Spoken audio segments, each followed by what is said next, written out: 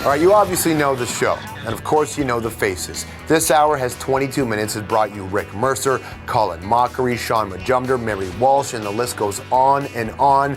And now Gavin Crawford is a part of that legacy. Here's Gavin's story. Born in Lethbridge, Alberta, joined the cast of 22 Minutes back in 2003. He was actually a fill-in for Mary Walsh when she was away, and it wasn't long until he became irregular on the show. It was probably made by a gun. Judging from the hole, I'd say it was a metal gun with a trigger. Now, like any fake newsman worth his salt, there's got to be a likability factor, otherwise they'd never get away with this. Bonjour, Mr. Giuseppe. Est-ce que vous êtes happy with the campaign so far? Ow! Crap, sorry. Gavin also plays TV correspondent Natasha Stillwell. But I have to say, I've thoroughly enjoyed every crap assignment you sent me on, almost as much as I've enjoyed being made fun of by that obnoxious homer from the CBC who managed to point out to the whole country just how much I look like a man.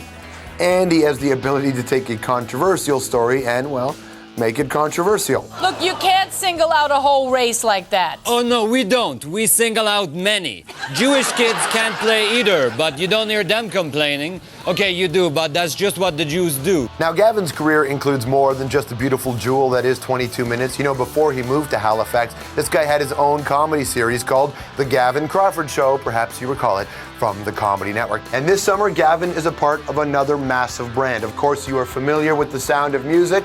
Well, there's a new CBC reality TV series where they are looking to cast the new Maria Von Trapp. It's called How Do You Solve a Problem Like Maria? And the host of that show? Hell yeah, Gavin Crawford. Everybody say hello to Gavin Crawford. Welcome to the show, man. It's nice to see you. Hey, nice to meet you. Glad to have you on the program. All right, so the first time you saw Sound of Music, tell me about it. The very first time? Oh, I don't know. I was probably like 4 and, in my house in Tabor, Alberta on the farm where we didn't have cable and we only had one channel, which was CBC, and, they broadcast Sound of Music. And I think I probably was like walking by with some chips or something and went, who is that? What is that? Can I be that? Which one did you want to be? Maria. Nobody wants to be the captain. I want to grow up to be mean. All right, so now, years later, you are actually getting a chance to pick the next Maria. Is it bittersweet? It won't be me. No, I've gotten over the fact that I won't probably be playing Maria now.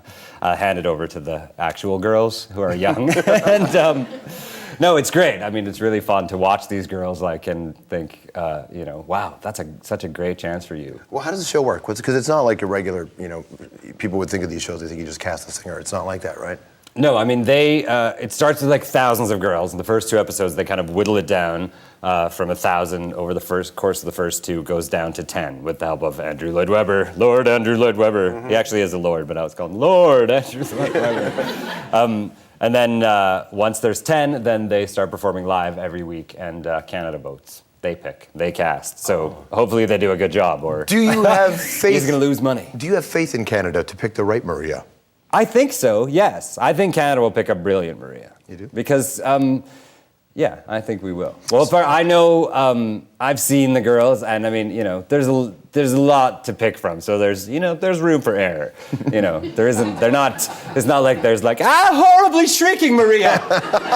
Pick her. That'd be great television if there was that kind of Maria kicking around, though. No, it would be. But no, I think there is some horribly shrieking, but they go after the first. No, I mean, I think the only thing is, I think it'll be interesting to see if Canada picks because, we're a nice bunch of people. I think the producers are probably worried that the Canadians will be not hard enough, not like, she's the prettiest, pick her. We'll pick the girl. It's nah, not such a good singer, but, maybe give her a shot. But I think, it's pretty clear when it comes down to it, when you see those girls out there performing back to back, in competition against each other, who's got it and who doesn't. And I trust Canada to pick. And you go back to when you're in Tabor, Alberta, and fast forward all these years and look what you're doing. I know, it's crazy. Could you have imagined that? Well, you were saying it when you were 12, obsessed with, heavy metal defines you. Me, musicals, pretty much. I'm the only kid probably that asked for the soundtrack to Evita for my 12th birthday. You know, and then like when the girl that I liked at the time didn't go out with me, you know, I would drive around, like at 16, driving around, be like, don't cry for me, Sarah Miller. The truth is I never liked you. And oddly, that did turn out to be true. I liked her brother, Paul. So, what can you do? It happens that way. Did you, when you were going to, did you fit in your hometown? Did you have a moment where you looked around and went, I got to get out of here? The things that I want to do, this isn't working for me here. Oh no, there was tons of little gay kids in Southern Alberta. You know, we made a group, me and myself, and you know. So the three of you then, the three of you. Had a fantastic time. No, yeah. I mean, Southern Alberta, I was like out of like a bullet out of a shotgun. Like when I was 18, like I didn't even wait for the summer to be over. I was like, graduation. All right, car's packed, going to Vancouver. Off I went to go to university. Now that I'm older, I like Southern Alberta a lot. I realize that there's a lot of things I didn't appreciate then that I do appreciate now. You know, country music being one of them. Hey, I was like, I don't like country music, but now when I'm driving, only country music. Do you ever like watch the musical Annie Get Your Gun or whatever? Yeah, sometimes, yeah. Blends them together. But, you know, I don't know. Not one of my favorites, Annie Get Your Gun. I don't know What was it like why. the first time you took 22 minutes? The first time you got in that chair? Very, very scary. Because I was used to being characters. I wasn't used to having to go and just look like me and sit on the desk and tell jokes, which is like we read jokes off a teleprompter that sometimes, you know, writers have written, sometimes we've written them, but, you know, and I was like, I can't do this, I'm not gonna be able to do this. And then I look over and I'm like, oh, Kathy Jones, look, my childhood hero. Hi. You know, and you think, I shouldn't be here, I can't do this. You guys have been like, so I mean, some of those people were on the show when I was young. Do you tell them that? You know, how does that go over? They don't know. But you know, and they're like, it's like the SCTV people. Like they're icons, they're idols to you, and then to be in the room with them, let alone in a scene with them, is it's crazy. And was it, you know, because you had the Gavin Crawford show before that, and I wondered, going from being a show where, I mean, your name is the title, you played all those characters, it was so much, and then to be a part of an ensemble, was that an adjustment?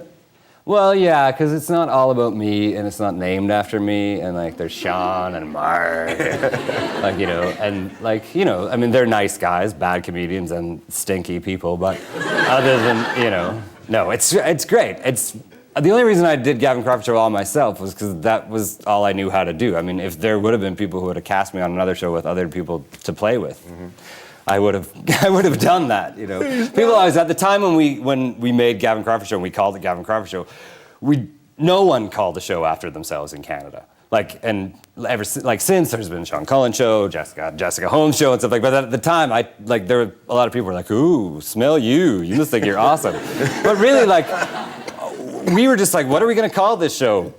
The Different People Show. Like, there was nothing else. It was all me playing characters. Anything else would have just been stupid. All right, hang on a second, stick around, because what's going to happen, when we return from the break, we're going to actually test Gavin's knowledge about the sound of music. We have a lot of trivia questions written by a person on the hour who might be a bigger fan of the sound of music. We'll put it together. Bring it on! When we come back.